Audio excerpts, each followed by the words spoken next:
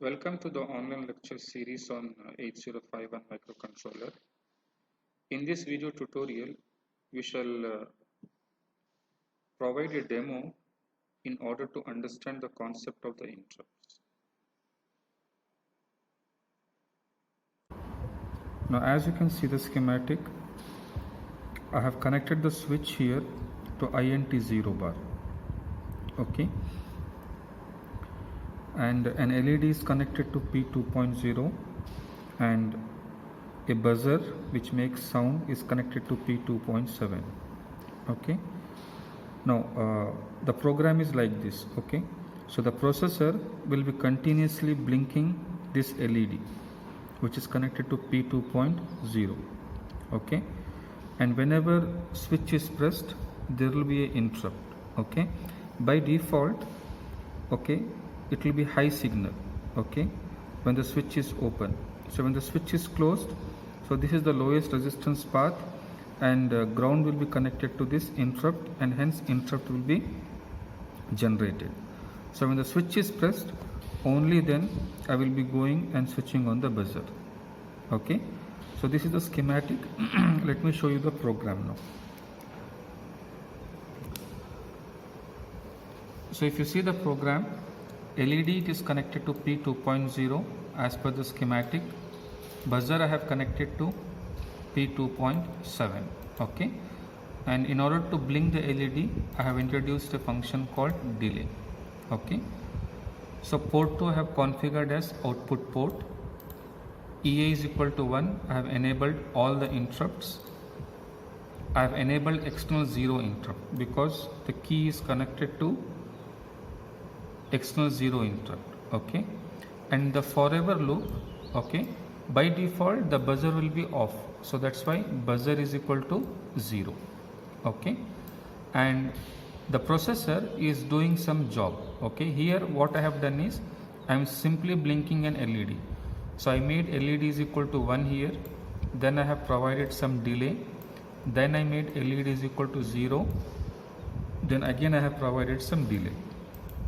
Okay, so the processor will be always doing this job. So whenever an interrupt comes, okay, that is when you press the key, so it generates an INT0 interrupt. In that case, it will come to this interrupt. Okay, and it will switch on the buzzer as long as you press the key. When you release the key, again it will come back and it will start executing from where it had left. Okay, so in this program you will understand that how interrupts are useful compared to the polling. Okay, so we shall see the demo on the board now.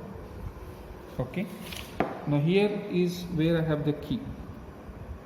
Okay, and in the pin diagram, show it here. So pin 3.2 is your INT0. Okay, zoom it a little bit. Yeah, so 3.0, 3.1 and 3.2 I have connected the key. Okay, so the key is connected to P3.2 and at P2.0 it is connected to an LED. So this is P2.0. You can connect to any of the LEDs here. So I will connect to this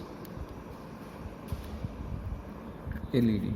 Okay, and P2.7 it is connected to the buzzer. So this is the buzzer.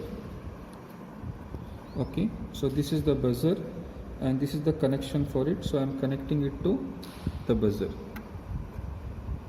Okay, fine. Now I will dump the code.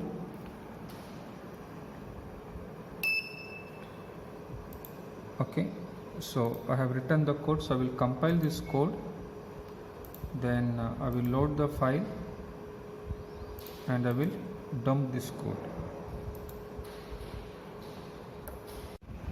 So now I have loaded the code here, so I will switch on the board. So you can see here the processor is continuously blinking the LED. Okay, so it is always doing this job. Okay, and when I press the key, the interrupt will be generated and the buzzer will make a sound. So now I am pressing the key. So you can see when I have pressed the key, the buzzer is making the sound. Okay.